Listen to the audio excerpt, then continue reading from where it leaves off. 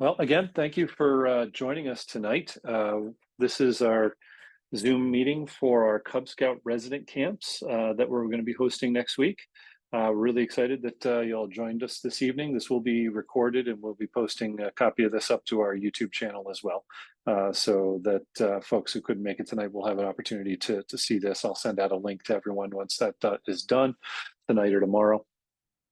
And we're going to talk a little bit about what's going to be going on next week in terms of program, logistics, other things like that. I know we probably have some folks that have been with us before, some folks that are new. That's fantastic. And this year we actually have 2 sessions of Cub Scout resident camp happening, which is awesome. We're seeing really nice growth in the program. 2 years ago, we had 25 scouts. We were still in the midst of a little bit of lingering COVID concerns, but we had about 25 scouts come out to Cub Scout resident camp. Last year was about 89. This year we're over 120. So, and we've added a second session. So we're really excited to see the Cubs coming out. We're just this week, we've got the Cub Scout day camp happening and the staff's been working with them. And it's been a lot of fun and already just today with that. So we're pretty excited. So let's get into it. So with you this evening, you have myself. I'm Brian Murray. I'm the camp director here at RSR. We also have Josh Clark, who is our program director. He'll be speaking with you in just a bit about the program options and opportunities that we have going on this, for our Cub Scout resident camp with our jungle safari theme. So I wanted to talk a little bit about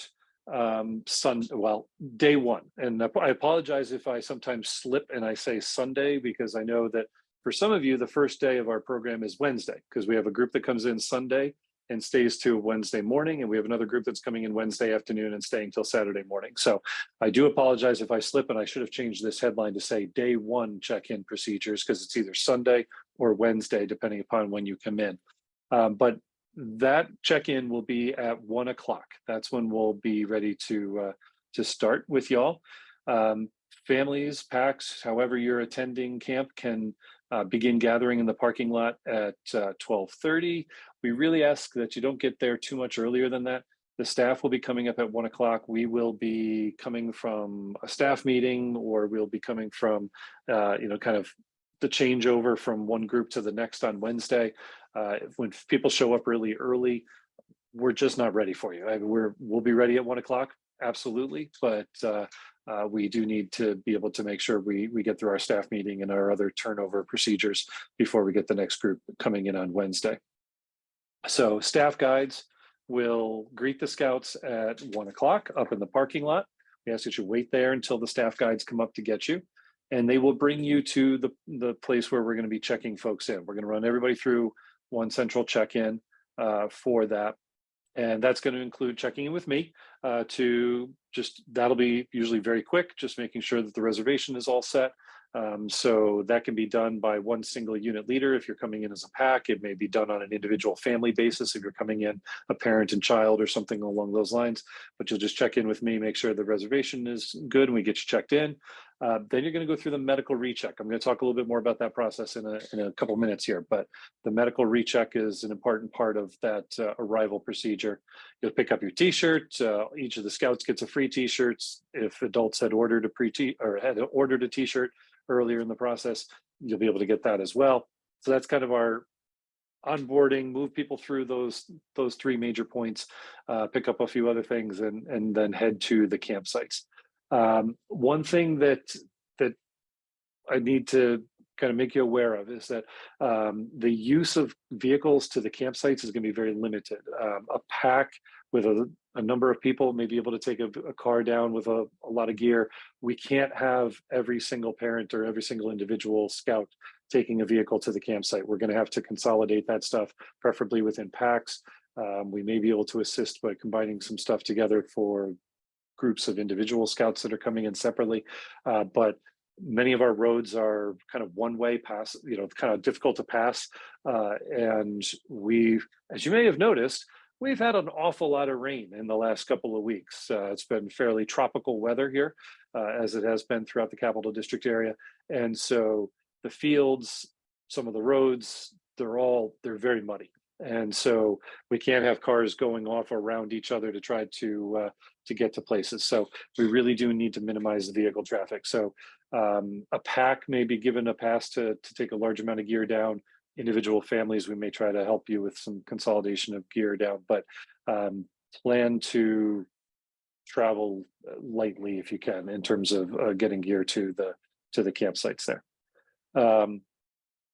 Talk a little bit about our health and safety policies and procedures for the camp. So the BSA policies are when a pack travels to camp for overnight activities, they do need to have a minimum of 2 registered adult leaders. So that's registered with BSA.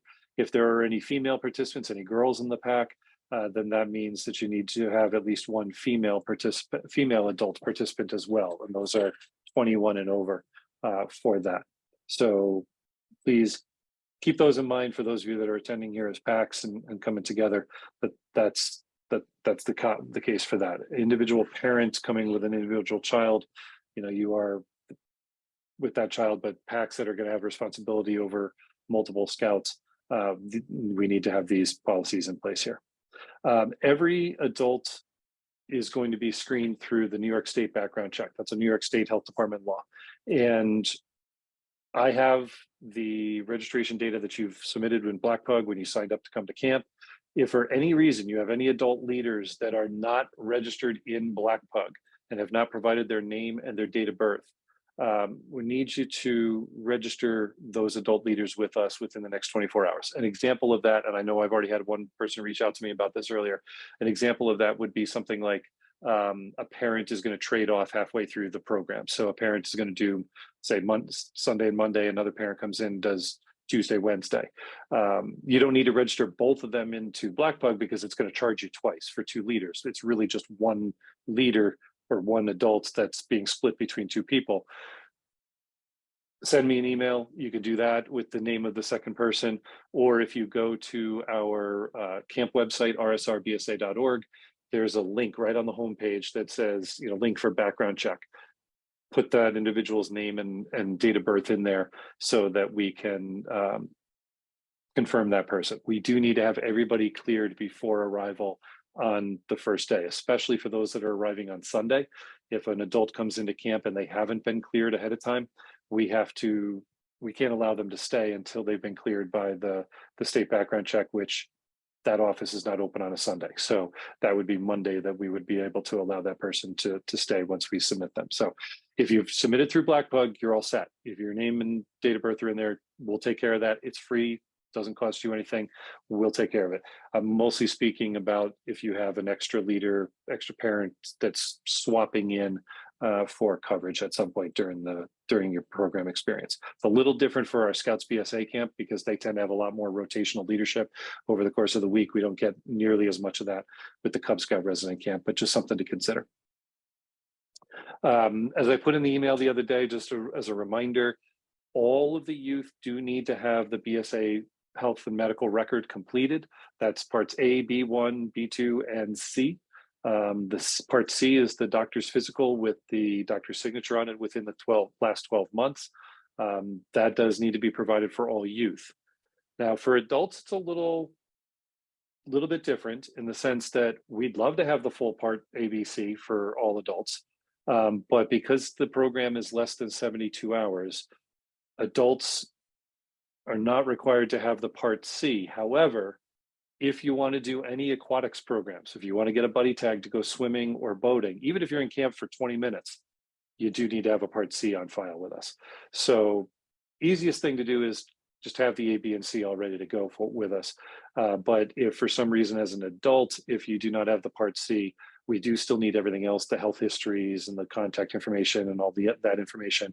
But if you don't have the part C, we can let you stay, but we will not be able to give you a buddy tag to be able to take part in any aquatics activities. So if the scouts are going swimming or boating, you would not be able to join them under those circumstances. By the way, I should mention up top as we're talking this evening, if you can interrupt with questions, or if you have questions that you want to throw in the chat box, feel free. A year of COVID teaching got me pretty good at being able to monitor the chat box while I'm talking to the screen. Information about our emergency procedures in camp, just so that you're aware of them as you come in. We have 2 sirens that we use in camp for alerting people to emergency situations.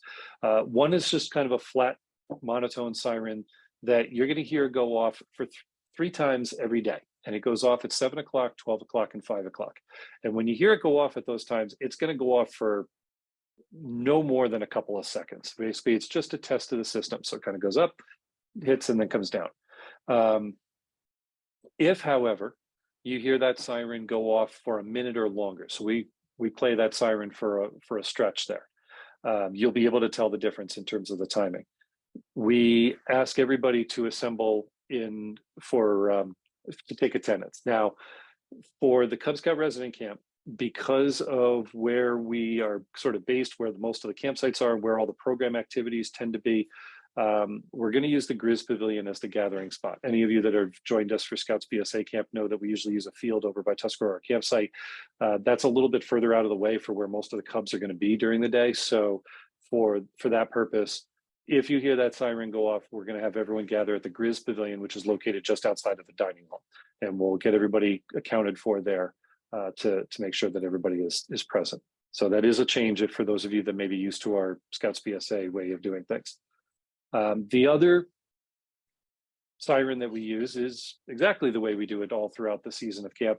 And we call that the Yelp, and that's a severe weather emergency siren. So if we've got some, bad storms headed our way, we will play that. The Yelp siren sounds an awful lot like an emergency vehicle. It sounds like an ambulance or a police car siren. And if you hear that, we ask everybody to get to either the dining hall or down to Seneca Lodge, which is the building that is right next to the waterfront. So whichever of those buildings is closer to where you are when you hear the siren, please go to that space. Even if your pack may be split, maybe you had some kids that were down doing an evening program at the waterfront and you had some others that were up maybe in Algonquin campsite, let's say, go to whichever building is closer to where you are when you hear the siren. We will have staff in both locations that will coordinate attendance taking. We will communicate with leaders in both locations to make sure everyone is accounted for. So please, for yourselves and also for when you're instructing your scouts, don't have them go past a perfectly good shelter to try to go to a different one because they think that that's where you're going to be. We have brought people into shelter a couple of times already this season with some storms. Thankfully, in both cases, the storm kind of broke up as it hit this area, and we got very little impact. But better safe than sorry. We did bring people in a couple of times already. Just to let you know, we do have 3 AEDs, those automatic defibrillators, on site. Hope we never have to use them, but we do have them available should anybody need them to respond to a medical emergency. One of the AEDs is just inside the front door of the camp office. One of them is down at the waterfront, and it stays down there inside what we call the ice house, which is the guard headquarters. And the third one travels with our health officer, Tyler Henderson, who you see on the screen there. That picture is there so you get to see who he is and recognize him so that he can help you out during the week next week. Tyler's our health officer. He travels with the AED at all times. If Tyler is out of camp, if he's got somebody else covering a shift for him, that AED gets handed off to the person that's covering for him. We affectionately refer to it as the nuclear football. It's like the nuclear launch codes that the president carries, and somebody hands it off to the next one. So we call it the football. So that will be handed off to somebody who's covering if he is out of camp. A few other health and safety items that we have. Everybody that is on property is going to be identified by their role by a type of wristband. The staff have wristbands like the ones that I'm wearing right here, this red and black wristband. We also wear badges clipped to our belts that identify us. Visitors have a wristband, and adult leaders who are staying in camp have a different type of wristband. So the adult leaders, those of you that are coming into camp for a few days with your scouts, you're going to get one of these, silicone type wristbands, but it's a different color. It's actually a glow in the dark type color. The guests who come to camp, let's say somebody's coming in to drop off boots to a scout in a campsite or something like that. They're just coming in for a short time. They're going to get one of those like Carnival Fair Tyvek type wristbands just to identify that they're a short-term visitor. We do ask if you see any adults that are in camp that are not identified by one of those methods to please identify them to a staff member so that we can ensure that they've been checked in. It is possible for people to make a good faith effort. They go to the office, they sign in, there's no staff member there to give them a wristband, and they get down to the campsite. But we do want to make sure that they actually are checked in, and the wristband is how we can help identify that. We also have a camper release form. If any scouts have to leave at any point prior to the end of the program, they've got to go to a Little League game or a doctor's appointment or something like that, we have a form. It's available on our website, on the resources page of the camp website. We also have copies here. We call it the orange form here. That form needs to be filled out by the person that's picking them up. There's also a spot for one of the unit leaders that's remaining behind. So particularly for those of you that are attending as packs, if there's a scout that is leaving, one of the unit leaders that is in the campsite needs to sign that form too, just as an acknowledgement that you know that that scout is leaving. That way, half an hour later, you're not coming to us and concerned that you might have a lost camper because you didn't realize that a scout was picked up by their parent for a previously scheduled appointment. I talked a little bit about vehicles in camp already. We really need to limit the use of vehicles in camp because of just the health and safety reasons, making sure that we're keeping vehicles out of the way where kids are walking and running around, making sure that they're not going into campsites, make sure that they're not going into the fields. We're doing the best we can to keep the big ruts out of the fields and out of the campsites, and the weather has not been very cooperative on that recently. But so vehicles should be kept in the parking lot at all times.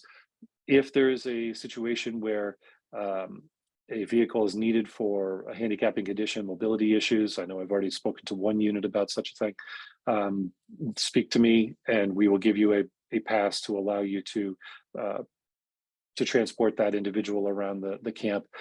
But otherwise, vehicles do need to be kept up in the parking lot. The camp speed limit is 10 miles per hour. That does begin when you reach the ranger's house. At the front gate, there's a stop sign and 10 mile per hour starts there.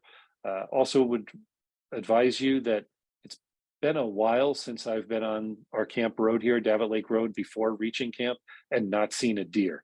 So from a safety standpoint, the speed limit on that road is 40 miles per hour. We like to keep friendly relations with our neighbors, and we like to keep the deer alive and you safe. So please keep the speed limits down as you're coming up and down the main road as well.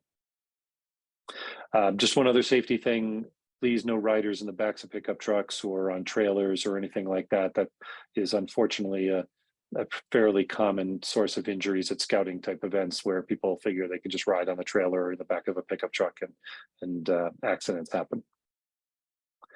For communication, we use the Remind Alert system. Some of you may have used this with schools that are using it. And it's basically a text-based communication system where you sign up and I can blast out, or Josh can blast out an alert to you if we've got some inclement weather headed our way or a program change or any other kind of information we need to share with you. You sign up and we can just send out that little announcement. We don't abuse it. We don't send out a lot of messages, but the ones we do send out, it's very useful to have this system. The way to sign up for this is to either download the Remind app and use one of the two codes there to sign up, or you can text that number to 81010. RSR 23 Cub 1 is for those of you that are coming from Sunday to Wednesday. Those of you that are coming from Wednesday to Saturday will use RSR 23 Cub 2. All right, so session 1, session 2, you can type that in. If you've already got Remind, just add a class, type that code in, you'll join, or you can send that via text to 81010, and you will be on our list to receive communications during your stay. We also have a camp newspaper, a newsletter that is published by our assistant ranger that goes out every day that'll have highlights, some funnies and funny information and funny cartoons and stuff like that for the kids, and also information about programs and things that are happening at camp that day. We also have a few different emails for you to be aware of. My email address is campdirector@rsrbsa.org. If you have questions, you can email me. Our cook is at food@rsrbsa.org, and I'm also going to talk about that in a second. I'll give you another way to report any sort of food allergies or things of that sort. And our medical officer, Tyler, is at medical@rsrbsa.org. So if there's any communications necessary on a medical front or, immunization dates have to be emailed because they forgot to bring them from home or something like that, that can be sent to that particular email address. So our dining hall services, we have a buffet style service of wonderful, tasty treats. Our cook, Sean, is back with us for the 3rd straight year. He does a great job for us, takes real good care of us. He's got a long history in scouting himself, worked on camp staffs for many years and before joining us. And our meals are at 8 o'clock, 12:30, and 6 o'clock for breakfast, lunch, and dinner. Now, one thing that we did create for this year to help make the communication really, really simple for Sean to be able to track things is if you have any food allergies or dietary restrictions, either for yourself or for any members of your unit, please use the QR code on the screen right there. You can take a picture of it right now, and that'll take you into a Google form where you can enter any dietary restrictions, food allergies for our Cub Scout resident camps next week. And this way, Sean constantly has a live updating spreadsheet of who needs what and can make those accommodations and can place the orders that he needs in the next couple of days. You should eat lunch before coming. There is no lunch on the first day. So day 1, your first meal will be dinner. So you can brown bag it in the parking lot or eat a little bit early, depending upon how long of a drive it is for you. But yeah, our first meal would be at dinner time on day 1. Excuse me for 1 second.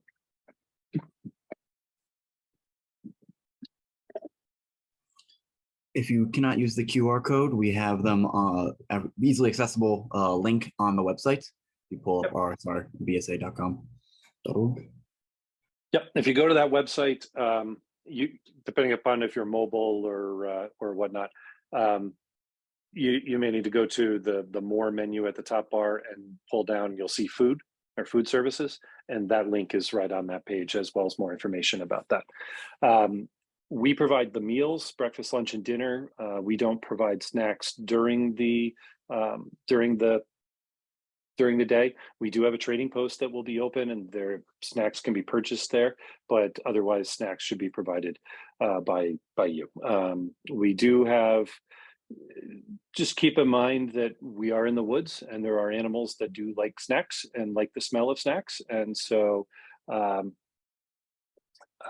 that's something to keep in mind as far as, storing things in the campsite. Power for CPAPs, we have that. We have you can shoot me an email if there's a specific, if there's a unit that needs access to a CPAP machine, but we now have 4 campsites that have built-in electrical access specifically for that. We actually just ran, instead of using extension cords, which we've used in the past, we actually ran power into Shinnecock, Algonquin, Oneida, and Iroquois, which would be 4 of the sites that we'll be using for next week. They have direct line access for CPAP machines. If you need that access, please email me and we can make sure that access is available. Do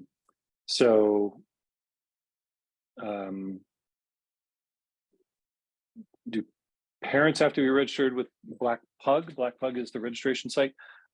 Parents, the only people that are registered in Black Pug are the people who are attending camp. So if you are coming to camp as an adult, as a parent, as an adult, or as a adult leader from the pack, then yes, you should be registered in Black Pug. If you are just a parent who's happily sending your child off to enjoy camp for a couple of days, then no, you don't need to be registered in there. Okay, and yep, those codes that were put into the text there by Joseph are the correct ones for Remind. Session 1 is Cub 1 and Session 2 is Cub 2. All right, our campsites, just to give you a little bit of familiarity, especially if you're first time with us at Resident Camp, here's a picture of what our tents look like. So sometimes when people think about tents at camp, you're thinking about that, Eureka pup tent that you rolled up and tied up to your backpack and go hiking somewhere. That's not what we're staying in for next week. The tents that you see there are 9-foot by 7-foot canvas wall tents. I'm 6'6", and I can almost stand up inside the center ridge area of that tent that you can see right there. They're on a raised wooden platform. They have a cot in each one. You can see that there's some room for a foot locker. These are the types of tents that you'll be using when you stay with us next week at camp. 2 cots per tent. It is, as I said, spacious. It's 9 foot by 7 foot. And every campsite also has a pavilion as well as picnic tables for use within the site. If you are interested in lean-tos, shoot me an email, Shelly, and yes, we do have a site. My plan was to not place people in the place anybody in the lean-tos, because we've had experience with people being somewhat surprised, like they were planning for tent and they ended up in lean-to. So we were just going to only basically put people into the tents. But if you have a specific request for lean-tos, that goes for anybody. We do have a campsite that does have four-person lean-tos in them. If you're interested in that, shoot me an email and we can make that arrangement. I'm not sure, Jason, what you mean by negative responses in terms of the adult leader registration. You're talking about the background check. Yes, you would be, if we have any issues with the background check, certainly the individual and the adult leaders from that pack would be notified of that. Okay. And yes, if you have a backup generator or solar power generator for your CPAP machine, absolutely, you can plug it in during the day at one of the spaces that has outlets in the camp, or put it out for solar, however you need to power it, but absolutely. Bugs have been relatively tame. They haven't been too bad. Netting is sort of a personal preference thing. Some people, one little mosquito is going to drive them nuts all night long, but they haven't been too bad. Another feature of each of the campsites, just so you know, is there is a latrine in each campsite. So it's not flush toilets. It is a latrine within each campsite that does have sink and toilet facilities. We do have a shower house that is near the dining hall in the central part of sort of the main sort of administrative part of camp, I guess you could call it. There is a shower house. The shower house has 12 individual stalls. One of them is built to be wheelchair accessible and larger, but because they are 12 individual stalls, there's no restrictions in terms of hours for age or gender or any of that kind of thing, because anybody can use any stall and have privacy for their use of that facility. We do have commissioners that will be visiting your site and helping you out as our staff will be helping you out during the week. So the Quartermaster is a space that we have that is part of our trading post building. In the Quartermaster, we have gear that you might need.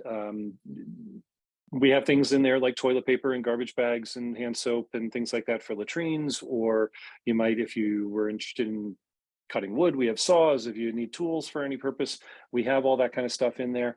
The Quartermaster is not necessarily open all day. It's typically not open in the morning. However, if you ever need anything during those morning hours, if the trading post and Quartermaster are not open, just come to the office and we can help you out with that. We keep a lot of the core essentials, the toilet paper, the garbage bags, things like that in the office as well. We'd be happy to dispense those out from there.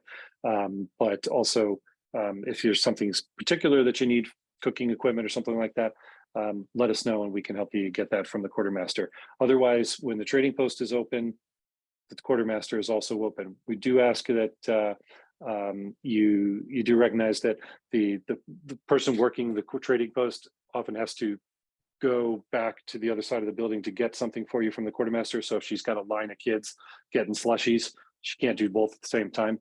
So we just ask for you to wait for a little bit of a down period or come see us at the office so we can help you out on that. We do have US flags. If you don't have one, there is a flagpole in every campsite. If you don't have a US flag that you brought with you, we do have some here in the office that you could borrow for the time that you're in camp to be able to do flag ceremonies in the campsite. And as far as those latrines, we do ask that they be cleaned during the day once a day by the units that are staying in there or the campers that are staying in there. The staff cleans all the central areas, so the visitors latrine near the trading post and Quartermaster, as well as the one by the dining hall, shower house, the latrine by the Uline Lodge. We take care of all those kinds of things. But we ask that you clean the group in the campsite cleans the one in the campsite. And there are materials in the campsite latrine for that purpose. That includes some wood chips. And if you put one small handful, like a Cub Scout sized handful, it doesn't have to be big, of wood chips down each hole each day, each sitting hole, not each urinal hole, but each sitting hole, that will help with the smell. That and keeping the lid closed on the toilet seats. That pushes the smell up through the chimney and makes the system work the way it's designed. Toilet seat left up is what leads to smelly latrines. Before I turn it over to Josh, I just want to scroll back here and just see if there were any other questions that that I missed here. Josh got the one about cash. So in terms of fires, we don't have cut wood. We do have wood that's down. And if you'd like to cut it to make fires or scavenge it, that you're welcome to do so. You can bring a saw. We have saws if you need to borrow one for that. We can get you, bucket if you need for putting the fires out. Yes, no chainsaws. Yeah, no, correct on that one. No chainsaws for that. The chainsaws, you have to be trained, certified, and approved by the ranger to use a chainsaw on camp property. So bow saws, hatchets, things like that would be for that. And that's for cutting up downed wood, not standing live wood, which isn't going to burn well anyway. But if you do have buckets in there, or if you need to borrow a bucket, which we can provide, we do ask that you keep them filled only when you have a fire going. Don't leave years and years ago, the model was keep buckets of water next to your fire pit all day long. And people realized all that does is breed mosquitoes and is really annoying. So fill them when you start your fire, put your fire out, leave them empty. All right. With that, we'll certainly have time to come back on other questions as well, but I'd like to turn it over to Josh so that he can speak to you about our program for the week.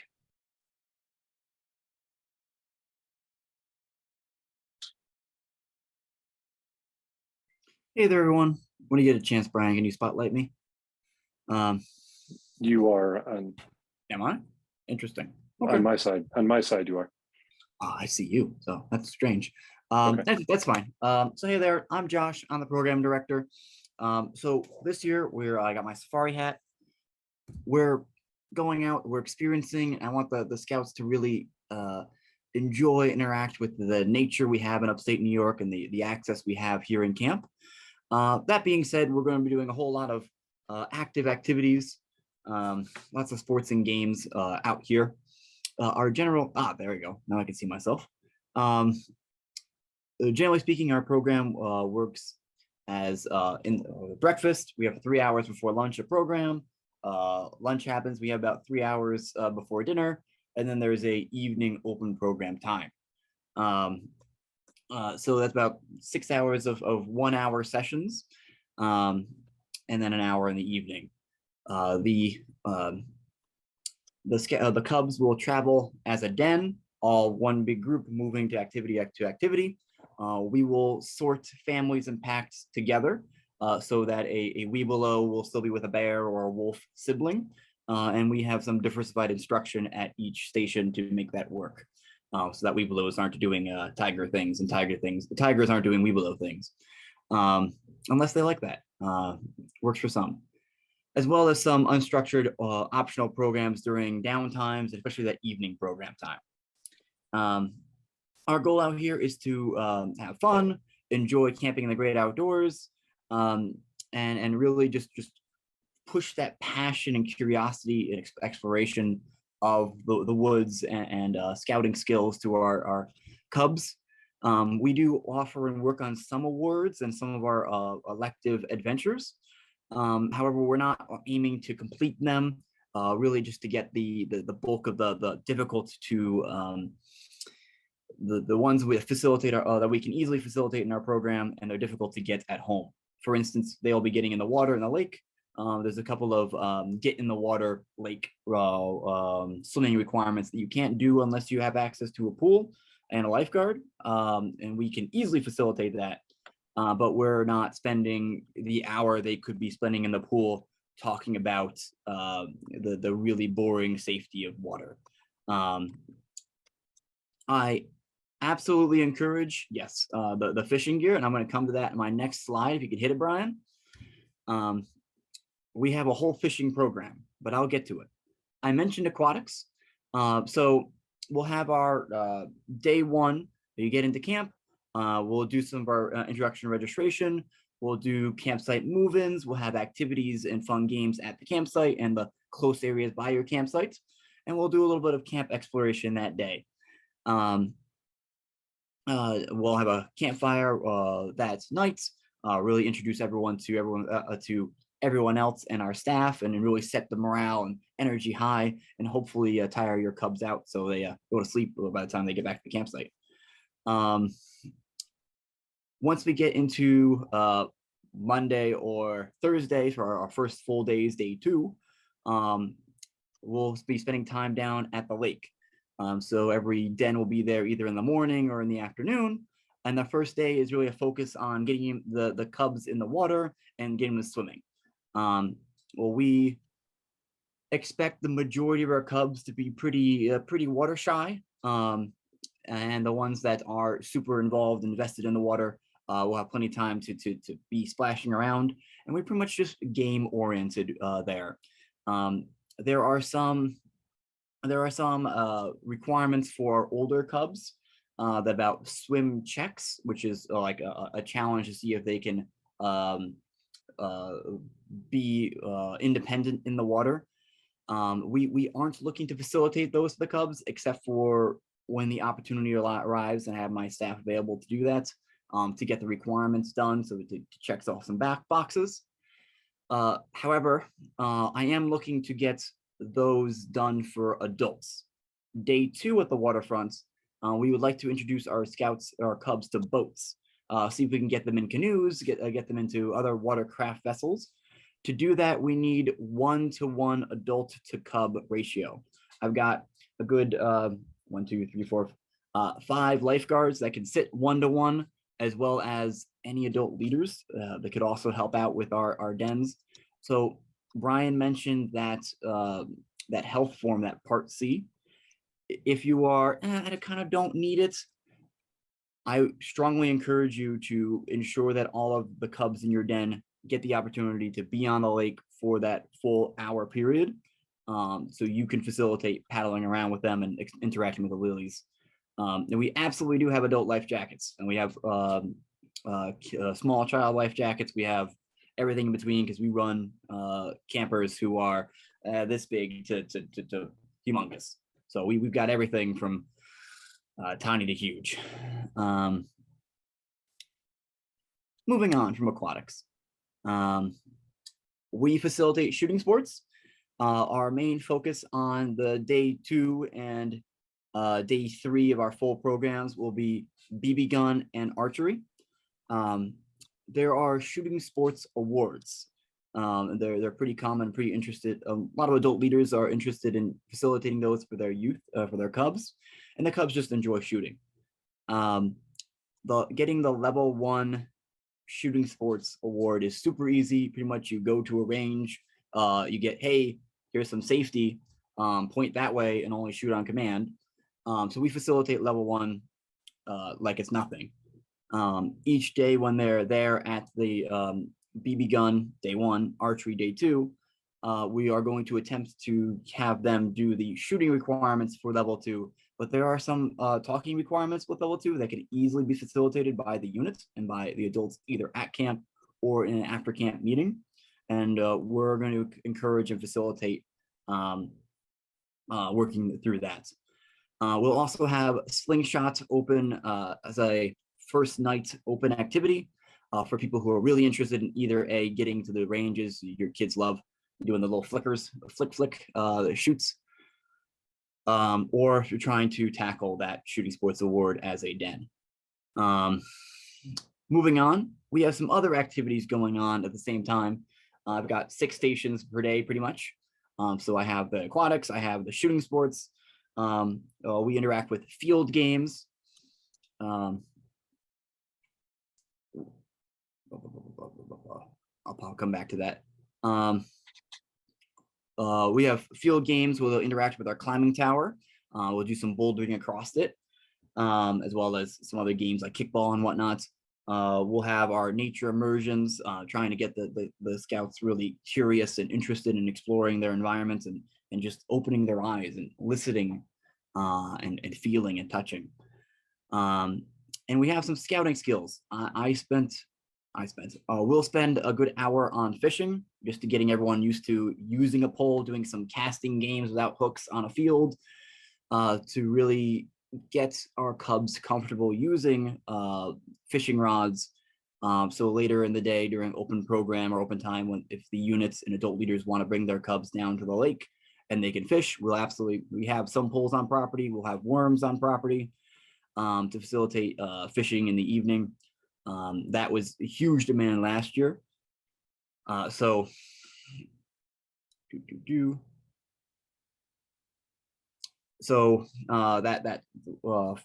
if that hour we have cubs that are older and adult leaders that are really confident with fishing, I'm happy to send those cubs off right to fish that hour. If not, we'll do some training. Later on, we'll do geocaching, which is basically like scavenger hunting, finding some toys out in the woods, kind of like an Easter egg hunt, but it's more navigational focused for teaching those basic navigational skills that cubs and scouting eventually learns with map and compass.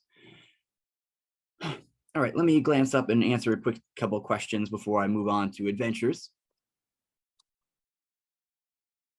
Molnar, it's not that there's a less focus on swim testing than last year. Last year we had some issues with thunder, and several units didn't get in the water at all because they were super focused on ensuring their Webelos did swim tests and their younger scouts did not play. So I'm more interested in making sure that our cubs get in and play and enjoy being here, and then facilitating rank requirements. Does that make sense?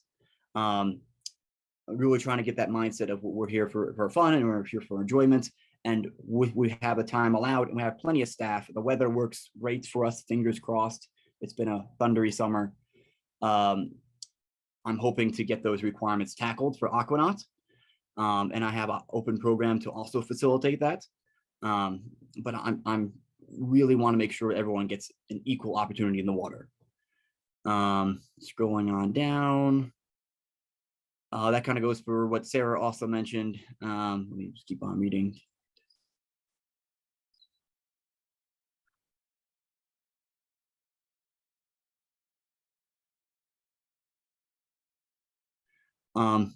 So older scouts, a den chief, so a scout BSA level.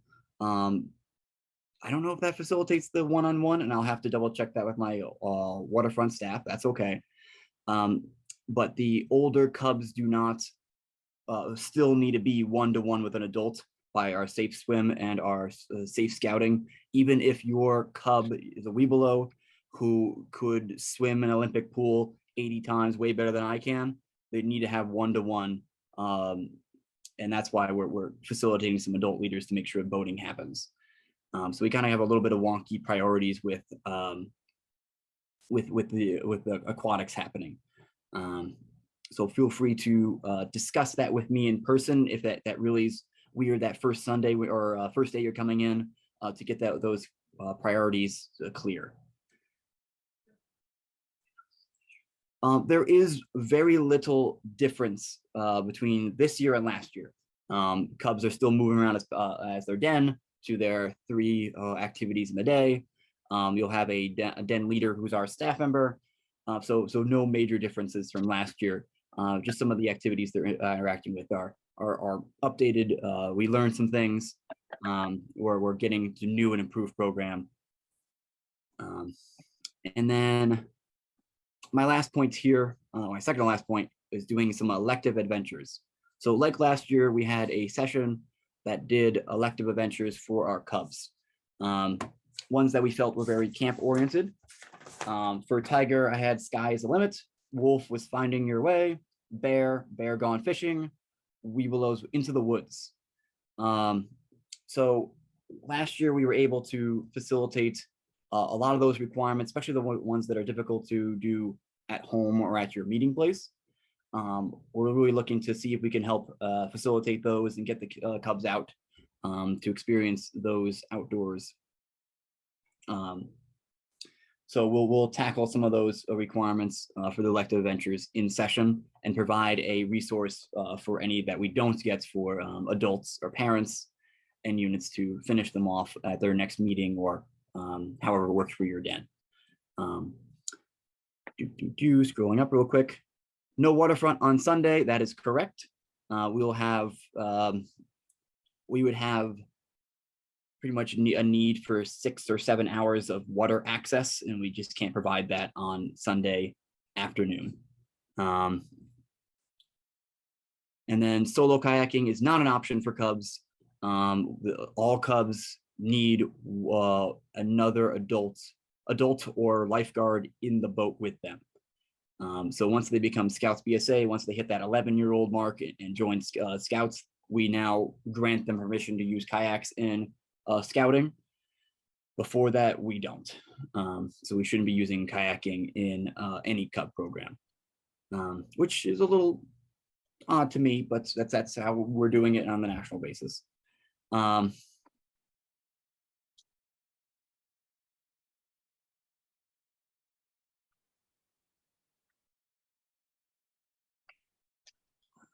There may be the AOLs can touch kayaks. I will double check there, and that'll be great. My waterfront will establish that. Anyway, finally, we'll be doing a closing ceremony on our last day. So we'll have breakfast, and we'll come together at our campfire area to do a closing ceremony. We're going to, if units are interested and if cubs are interested, facilitate a campfire or skits that they want to put on. So if any units wants to present some skits, we will facilitate that. There are some elective adventures that doing some pizzazz, and we can easily facilitate that, just like you could facilitate that at Blue and Gold. But I'm more interested in if we have some Cub Scouts super interested in getting up on stage, showing off what they've done all week. 10 out of 10, and then we'll close out and we congratulate everyone for being there on our third day. All right. Hit the next tab, Brian, please. I believe that's evening activities. Okay, so that's the bulk of our structured program. During our evening time, we have that open program that Cubs can go to on their own choice with adult leaders, with either solo with their parents or in a group, or so splitting dens up to go here or there, or going all as a full unit. Our first night will be an opening campfire, which I guess is structured. We're encouraging you to be there. Everyone else is going to be there. We'll have some evening programs that day as well. We'll have that slingshot will be going on before the campfire, as well as facilitating some fishing and a kickball game. On our second and third day, we'll have open swimming during that after dinner hour. We'll have open fishing. We'll have open range for that day. The trading post will be open, and then we'll have a unique evening activity going on at the same time. The second day, so our first full long day, we'll do a glow stick hunt. So if you tap us, let us know that you want a glow stick hunt to happen in your campsite that night.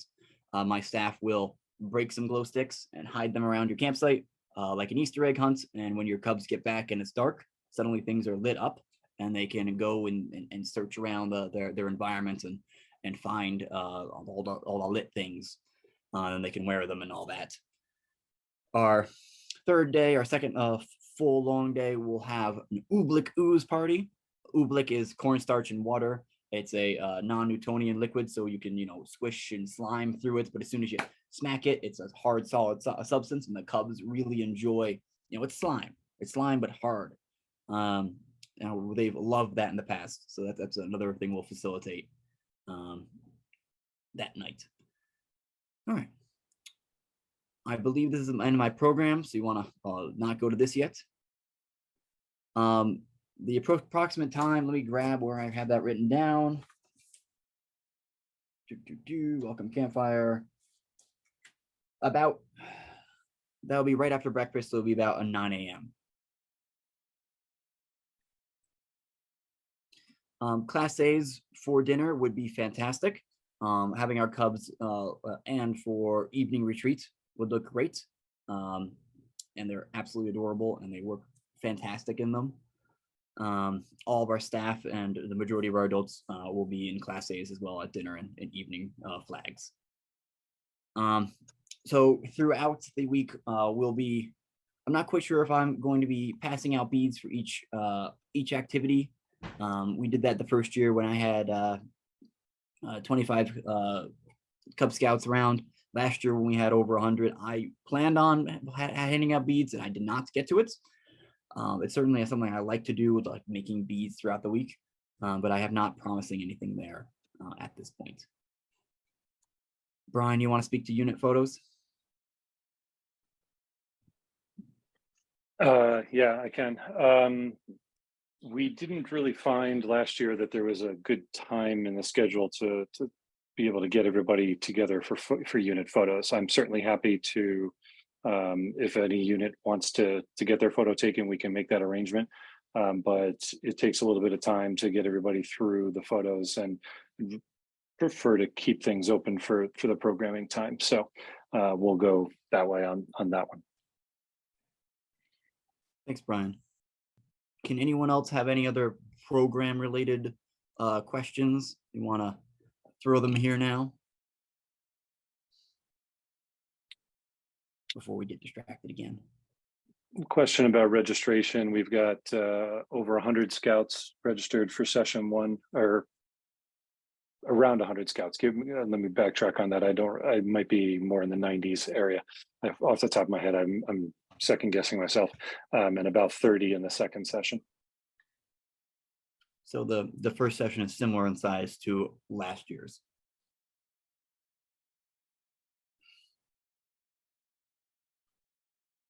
All right, I'm not seeing anything quite yet, so we want to hit the next tab. All right, and last year and the last 2 years, we noted these were items that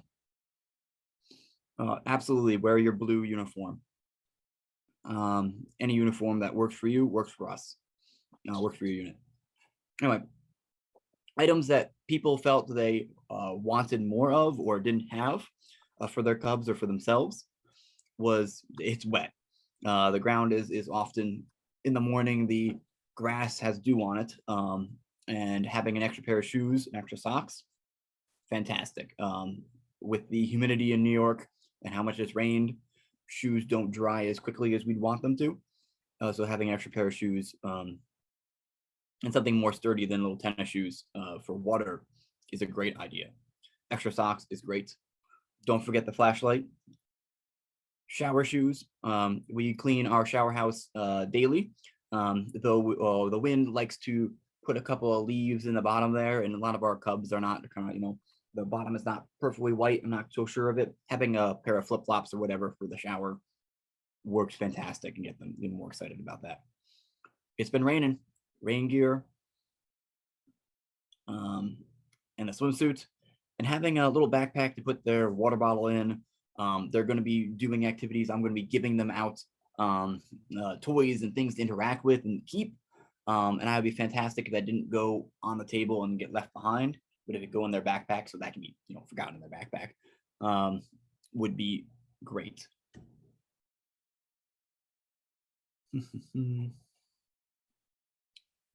Scrolling up.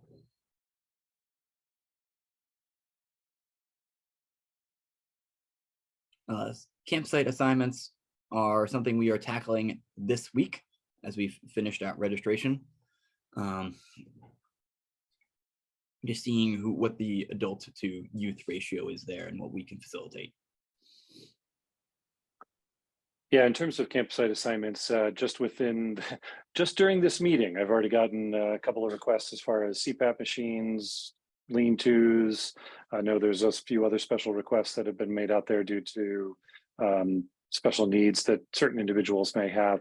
So that's one of the reasons why we don't rush into getting that all done, because any one of those changes can change where people need to go into that. But we'll be getting the campsite assignments done over the next few days here.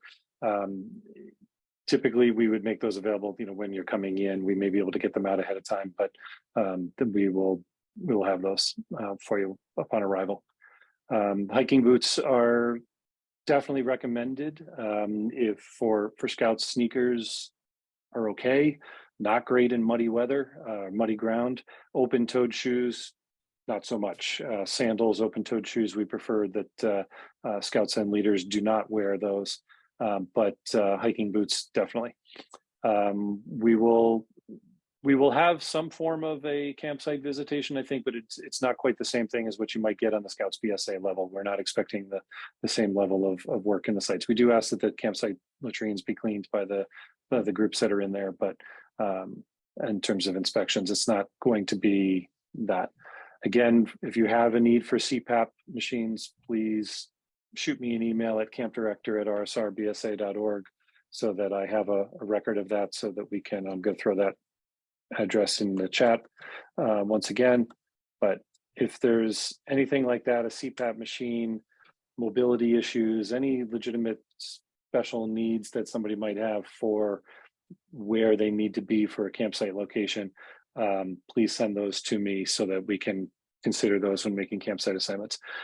Sandals are certainly allowed, like on the beach or at the waterfront down at the Seneca Field in there, but we prefer they not be wearing them back and forth to the campsite, from the campsite to the beach. The trails are not super sandal friendly in that regard.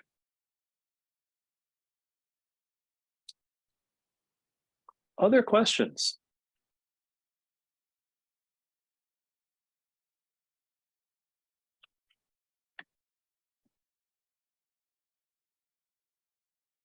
We do have slushy mugs. Yes, I made sure that we were not going to run out of slushy mugs this year. We ordered 600 of them at the beginning of the season. So yes, we will have slushy mugs ready for you when you come in next week. If you're unfamiliar, it's become a pretty strong tradition here. We have an annual slushy mug. It's a color changing mood mug. So when it gets cold, it changes color. And when you buy a slushy mug, the rest of your slushies that week are a reduced price when you purchase them. So scouts do not need mess kits for the mess hall. If you want to do any cooking in your campsite, you would need mess kits for that, but potentially. But dining hall, it's coming in, it's like a cafeteria. We're going to have plates and bowls and utensils and all that, and you work down the down the buffet line there.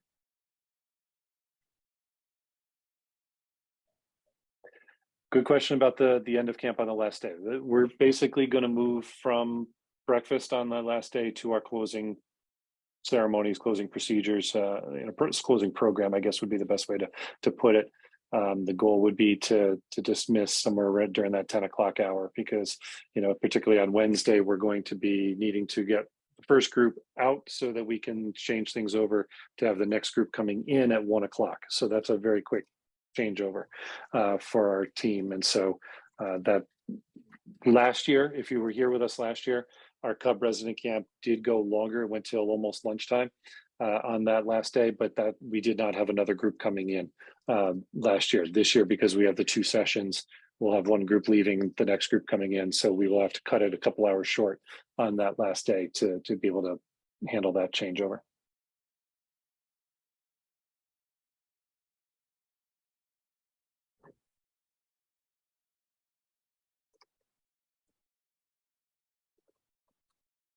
Other questions?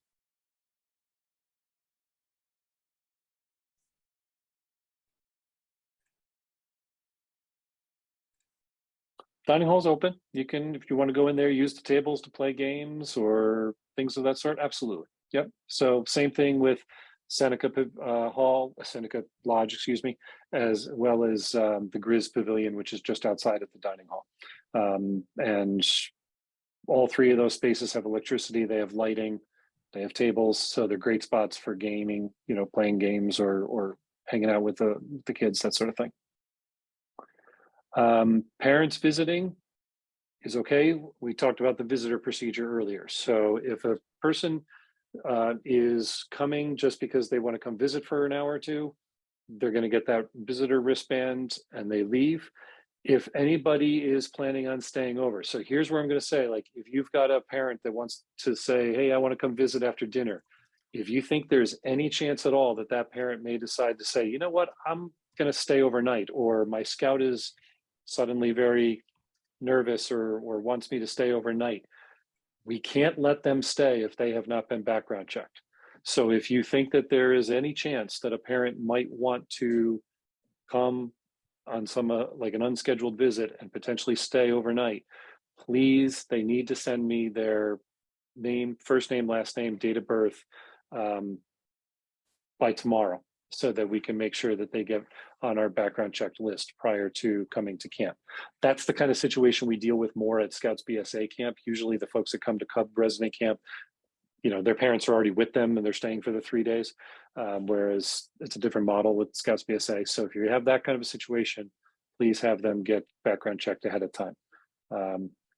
One thing that I would, I think Josh and I would probably both say, with the years of experience we have in this particular business, a parent that shows up after dinner is going to greatly increase the chances and likelihood of homesickness for a child, for a scout. That if that scout is kind of a little bit on the fence, or maybe a little bit on the fence, mom or dad shows up after dinner, greatly going to increase the chances that they may want to go home.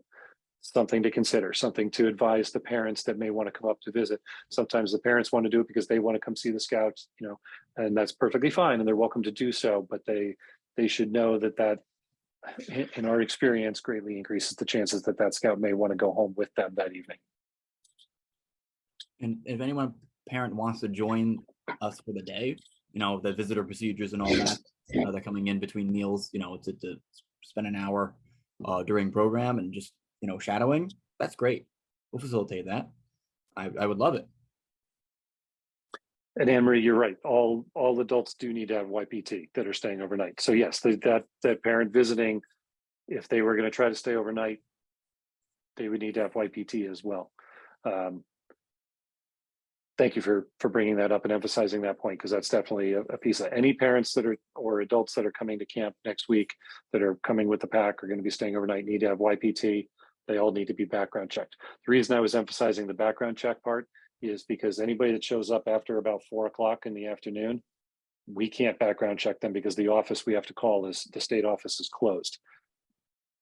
Push come to shove, worst case scenario, if a parent shows up that doesn't have YPT, they can sit on one of our computers and spend the next hour completing YPT to spend the night. Probably not what they planned on doing by coming to camp, but we can do that at any hour. We can't call the New York State office at 7 o'clock at night and get them cleared. But thank you for bringing that up. I appreciate that.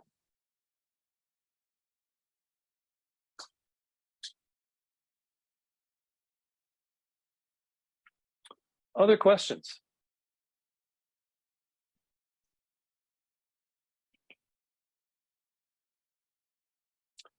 Well, we very much appreciate you tuning in tonight to join us.